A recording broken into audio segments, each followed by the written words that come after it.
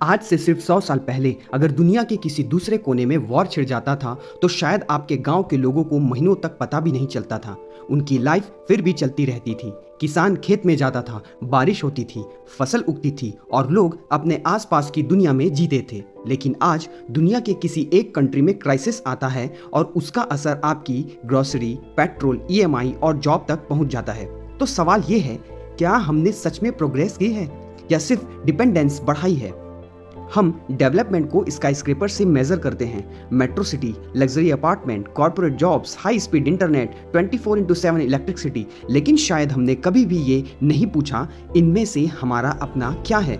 अगर इलेक्ट्रिसिटी चली जाए, इंटरनेट बंद हो जाए, डीजल और एलपीजी सप्लाई रुक जाए तो हमारी डेली लाइफ कितने दिन तक नॉर्मल रहेगी? कुछ घंटे, कुछ दिन या उससे भी कम? असल बात ये नहीं है कि ऐसा होगा, असल बात ये है कि हमारा पूरा सिस्टम कितनी चीजों पर डिपेंड करता है। हमने नेचर से इंडिपेंडेंस नहीं पाई है, हमने सिर्फ डिपेंडेंस बदल ली है। पहले इंसान बारिश, मिट्टी और मौसम पर डिपेंड था। आज power grid, fuel supply, global logistic और डिजिटल नेटवर्क्स पर डिपेंड है। डिफरेंसेस सिर्फ इतना रहता है कि पहले डिपेंडेंस दिखाई देती थी, आज वाली इनविजिबल है और शायद इसी इनविजिबल डिपेंडेंस को हम प्रोग्रेस कहने लगे हैं। मूवीज, सोशल मीडिया, लिटरेचर, सबने हमारे दिमाग में एक इमेज बना दी है कि सक्सेस का मतलब है metro city, luxury apartment, corporate lifestyle. लेकिन कभी सोचा है, अगर किसी बड़े क्राइसिस में सेंट्रलाइज्ड सिस्टम कुछ समय के लिए फेल हो जाए तो सबसे ज्यादा वल्नरेबल कौन होता है? वही लोग जो उन सिस्टम पर सबसे ज्यादा डिपेंड हैं। इसका मतलब ये नहीं है कि सिटी में रहना गलत है या टेक्नोलॉजी दुश्मन है, बिल्कुल नहीं। टेक्नोलॉजी ने हमारी लाइफ बेहतर बनाई है, लेकिन सिर्फ टेक्नोलॉजी पर डिपेंड होना शायद रिस्क है। इसलिए एक सवाल खुद से पूछिए, अगर किसी दिन सिस्टम कुछ समय के लिए काम करना बंद कर दे तो क्या आपके पास कोई दूसरा ऑप्शन है? क्या आपकी फैमिली के पास ऐसी जगह है जहां बेसिक लाइफ इंडिपेंडेंटली चल सके?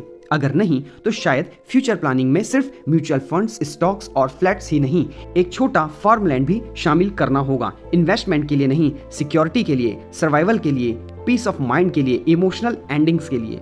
हम लाखों की ईएमआई भर देते हैं, लेकिन 2 से 4 बीघा जमीन खरीदने का आइडिया हमें इम्प्रैक्टिकल लगता है। शायद इसलिए क्योंकि हमें बचपन से सिर्फ रिटर्न ऑन इन्वेस्टमेंट सिखाया गया है, रिटर्न ऑन लाइफ नहीं। अगर कभी फार्म लैंड खरीदें तो उसे खाली मत छोड़िए, एक छोटा सा घर बनाइए। अपने बच्चों को सिर्फ मॉल्स और फॉरेन ट्रिप मत दिखाइए, उन्हें मिट्टी भी छूने दीजिए। उन्हें सिखाइए खाना सुपरमार्केट में पैदा नहीं होता। उन्हें पता होना चाहिए कि नेचर सिर्फ पिकनिक स्पॉट नहीं, लाइफ सपोर्ट सिस्टम है।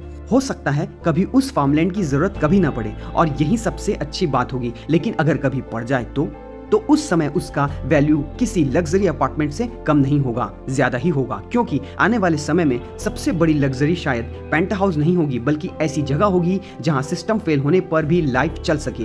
बाकी ये सिर्फ मेरा पर्सपेक्टिव है, डिसीजन हमेशा की तरह आपका है। वीडियो को लाइक करें, चैनल को सब्सक्राइब कीजिए ऐसे ही इंफॉर्मेटिव नॉलेज के लिए। नमस्कार साथियों।